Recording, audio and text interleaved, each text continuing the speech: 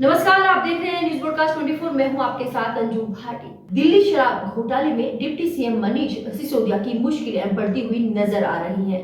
सूत्रों के अनुसार शराब घोटाले मामले में सिसोदिया के एक सहयोगी और बिजनेसमैन दिनेश अरोड़ा सरकारी गवाह बन गए हैं, जिसके बाद मनीष सिसोदिया की अब हवाइयां उड़ी हुई है। उनको समझ में आ गया है कि कोई अब कुछ भी कर ले, उन्हें अब शायद ही कोई बचा पाए। दिनेश अरोड़ा की याचिका थी जिसमें उन्होंने ये कहा था कि मैं सरकारी गवाह बनना चाहता हूं, जिस पर जज ने पूछ ही लिया कि खुलकर बताओ कि कहीं तुम किसी के दबाव में आकर तो ये सरकारी गवाह तो नहीं बन रहे।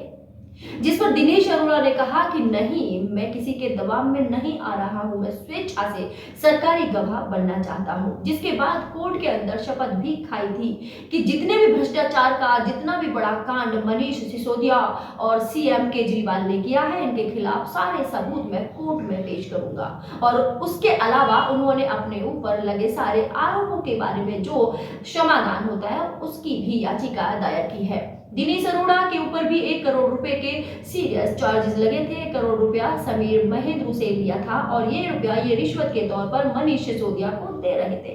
अब ये जो एक्साइज पॉलिसी थी उसमें वो मुख्य व्यक्ति थे। उस पॉलिसी को लिखना, पॉलिसी को बड़े लोगों के लिए चेंज करना, तमाम तरह की पॉलिसी को बदलना, जिसमें दिनेश अरोड़ा ने मुख्य भूमिका निभाई थी। ये तमाम चीजें सीबीआई ने कही है, ईडी ने कही है। वहीं दिनेश अरोड़ा ने कहा कि मैं सीबीआई के साथ पूरा सहयोग करूंगा, लेकिन मुझे सरकारी गवाह बनने दो।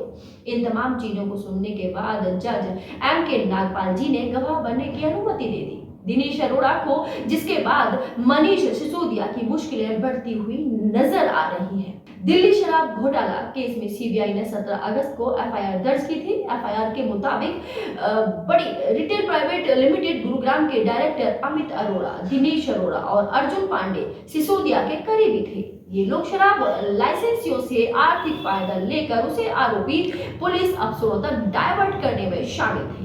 सूत्रों के अनुसार अमित अरोड़ा ने बताया था कि किस प्रकार से 10,000 करोड़ का शराब का धंधा सिर्फ 2 लोगों को दिया गया था, क्योंकि उनसे 100 करोड़ रुपए आम पार्टी ने घूस ली थी। एक्यूज नंबर 9 जो है अमित अरोड़ा ने ये सब बताया कि जबकि एक्साइज पॉलिसी ज्यादा चली नहीं, दिल्ली के अंदर जो पुरानी चल रही है वही पॉलिसी चल रही है। 60% सरकारी ठेके और 40% प्राइवेट ठेके। जितने रूल्स रेगुलेशन कहे गए बदले गए हैं, बिग प्लेयर्स हैं, उनको बड़ा फायदा पहुंचाने के लिए किए गए थे, जिन्होंने यानी कि मोटा पैसा डिप्टी सीएम और सीएम केजरीवाल को दिया गया था। देश और दुनिया की तमाम बड़ी खबरों को जानने के लिए आप देखते रहिए न्यूज ब्रॉडकास्ट 24। नमस्कार।